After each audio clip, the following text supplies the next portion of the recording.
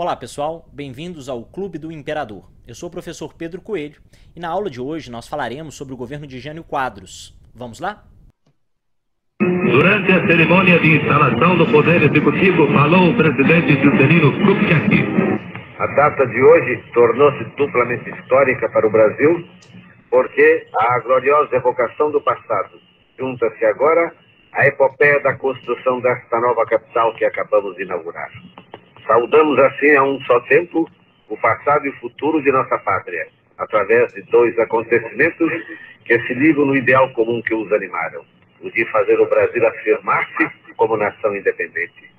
O sonho dos Inconfidentes de 1799 tem nesta realização de 1960 a sua etapa derradeira, pois agora encontra o Brasil o seu verdadeiro destino e poderá caminhar mais solidamente para a completa emancipação.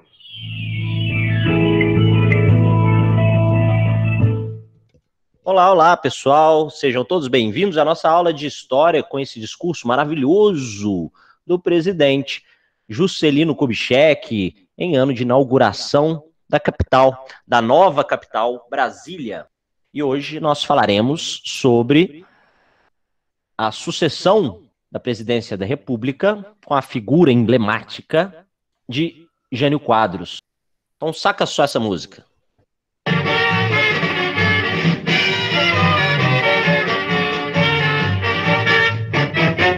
Varre, varre, varre, varre, varre, vassourinha, varre, varre a bandalheira.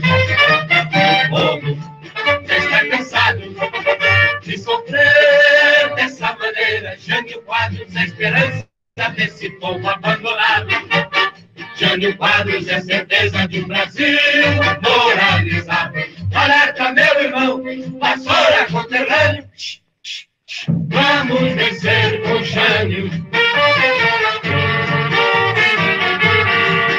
Em toda a história do Brasil, nunca foi tão fácil escolher o melhor. Para presidente da República, vote em Jânio Quadros.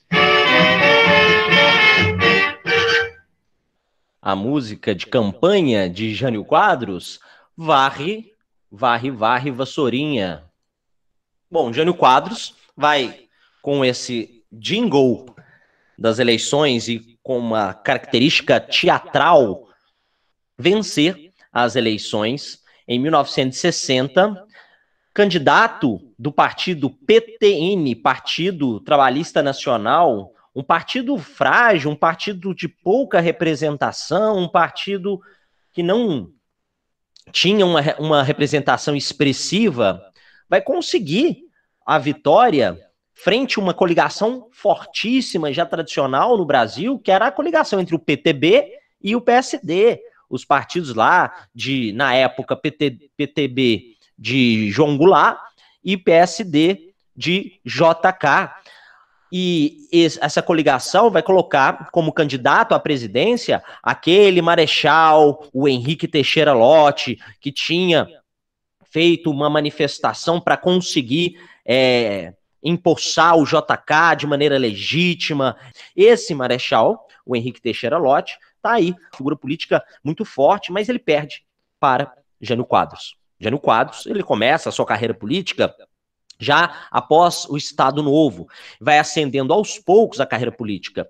Ele foi professor de geografia, formado em geografia, de uma família tradicional. Depois de deixar, né, essa carreira de professor de lado, vai entrar na política. Vai ser deputado estadual, vai ser prefeito de São Paulo, e assim vai ascendendo até chegar a concorrer à presidência da República. Nesse momento, né, que ele concorre à presidência da República, ele pensa duas vezes na sua candidatura. A campanha de Jânio Quadros, pessoal, ela é muito interessante porque foi uma campanha teatral. Como assim, né?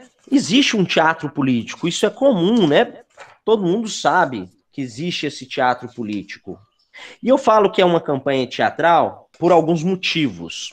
Primeiro motivo, o jingle. Varre, varre, varre, vassourinha. É para varrer a corrupção, é para varrer a bandalheira. Então, no próprio slogan fala, o Jânio Quadros é aquele que vai conseguir varrer a corrupção, do governo federal. Ele seria o candidato perfeito para varrer a corrupção do governo. Então, o símbolo da campanha de Jânio Quadros era uma vassoura. As pessoas iam aos comícios e ele também, com uma vassoura na mão. As pessoas iam, levantavam as vassouras. E isso também traz, então, uma identidade com o povo. A campanha do Jânio Quadros, expondo esse símbolo, né?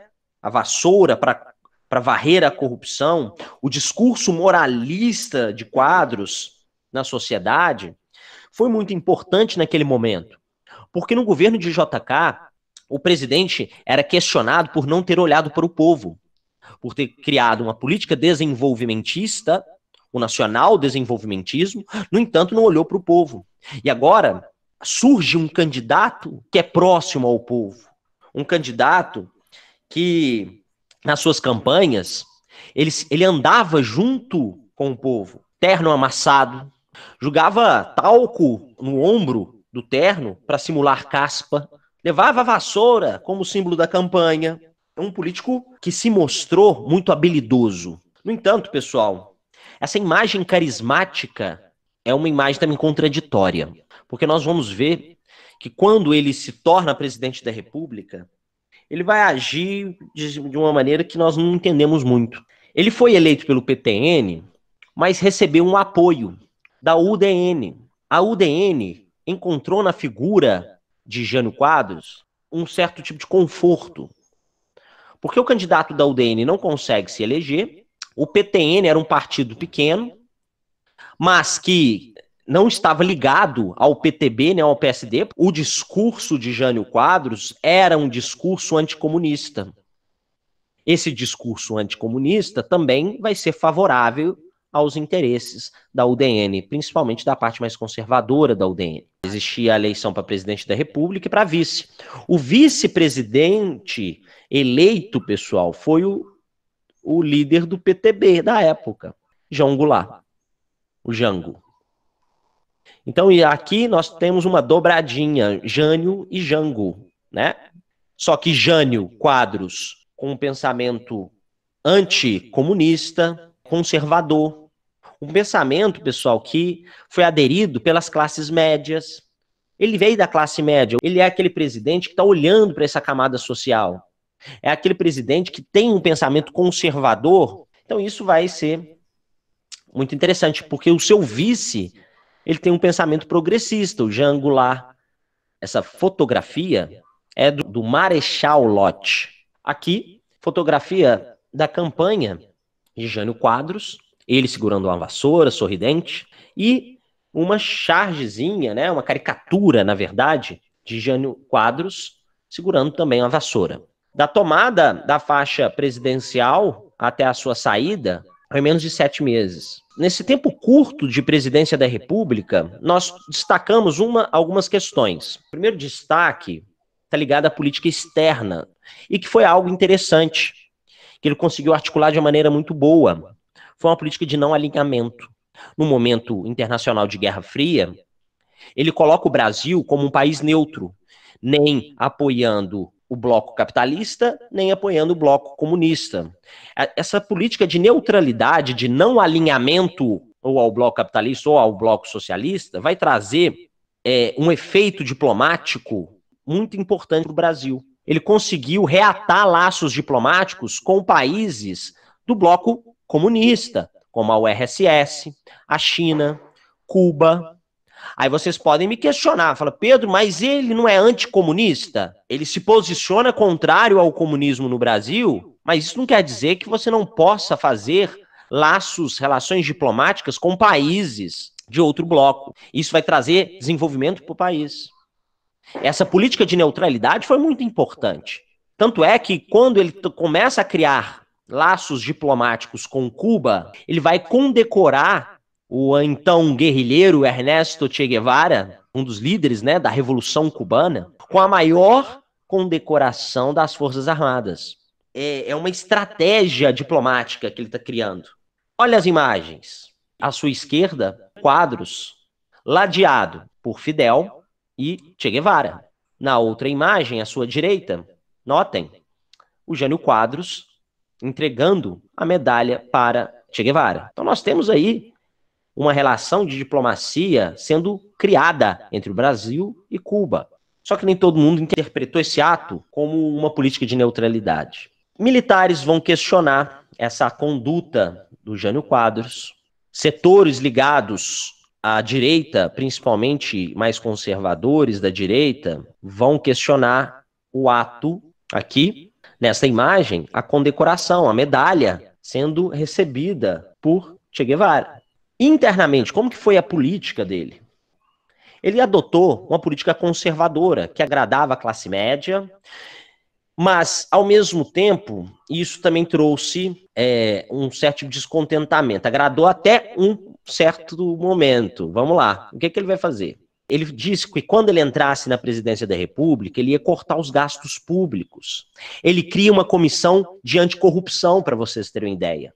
Ele corta subsídios para o trigo, para o petróleo, congela salários para conter os gastos públicos, porque a inflação do Brasil estava lá em cima e a dívida externa é gigantesca. O cruzeiro tinha desvalorizado. Então ele cria uma estratégia de conservadorismo econômico para manter o Estado. Só que nesses 7 meses ele começou a criar um tanto de lei que vão ser questionadas pela população, vão gerar descontentamento geral. Como, por exemplo, ele proibiu brigas de galo, proibiu corrida de cavalo em dias úteis, proibiu o uso de biquíni nas praias e de maiôs cavados em competição de Miss. E olha que naquela época o biquíni não era tão cavado assim. Proibiu o uso de lança-perfume no carnaval. Olha só, ele foi um cara que inventou o traje social, que foi apelidado pejorativamente de pijânio, que era um uniforme para os funcionários públicos, que foi criado por ele como uma espécie de roupa de safari, um camisão que tinha 4 bolsos, e era chamado de slack, pejorativamente chamados de pijânio. Uma roupa horrorosa. Mas o que ele queria? Ele queria criar uma uniformização dos funcionários públicos, mostrar que o Brasil, qualquer funcionário poderia utilizar a mesma roupa. Então isso cria uma identidade e uma noção de igualdade nos departamentos públicos, porque tinham pessoas que usavam ternos elegantérrimos e pessoas que não tinham a condição, um motorista, por exemplo, de usar. Então, o pijânio trazia uma identidade de igualdade, ok? No Brasil, o clima era tropical. E aquela roupa era confortável para o clima tropical. Ao invés de um terno, que muitas vezes, dentro dos departamentos, as pessoas afrouxavam as gravatas, tiravam os paletós, porque fazia muito calor. Então a proposta era utilizar um traje social, um uniforme, mais confortável para o clima do Brasil. Além disso, tem uma outra característica que é interessante, que é estratégica. Grande parte do corpo de funcionários, pessoal, eram escolhidos, eram nomeados por deputados, pelo presidente, pelos diretores de departamento, etc. E esse pessoal não trabalhava direito. Ou seja, naquela época, não era concursado, olha só, era escolhido. E mesmo assim, havia essa crítica, que os funcionários públicos não trabalhavam direito, eram preguiçosos, indisciplinados e eram pejorativamente chamados de Barnabés.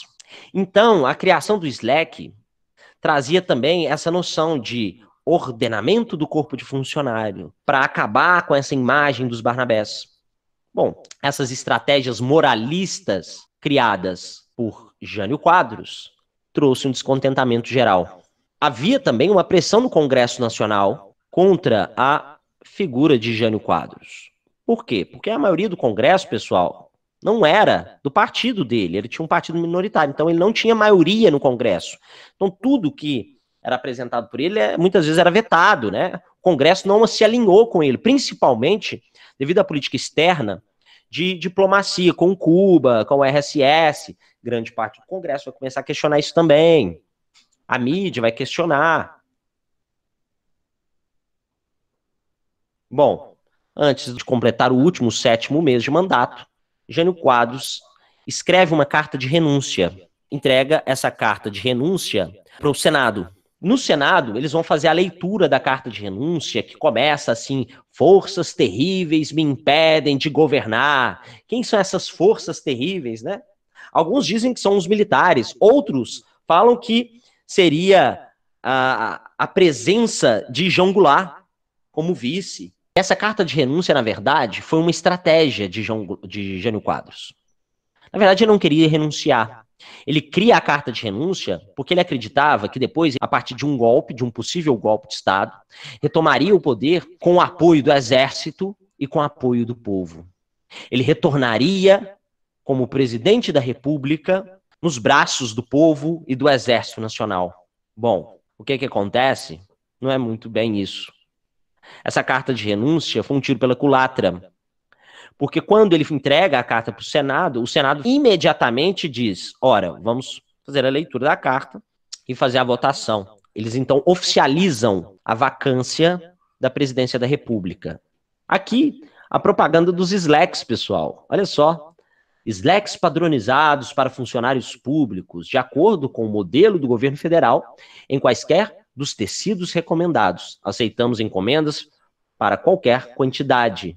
E a marca Juliette, indústria de roupas profissionais.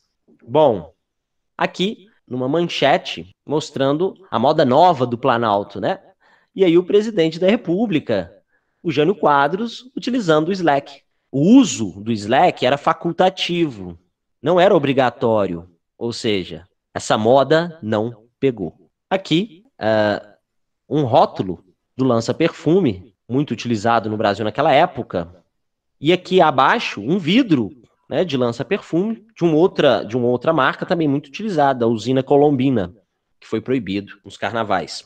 Aqui é uma propaganda de 2 modelos com maiôs já específicos após a proibição do uso de biquíni e do uso de maiôs cavados. E uma manchete da renúncia do presidente Jânio Quadros. Bom, pessoal, nós ficamos por aqui e até o nosso próximo encontro, onde falaremos sobre o governo de Jango. Até lá!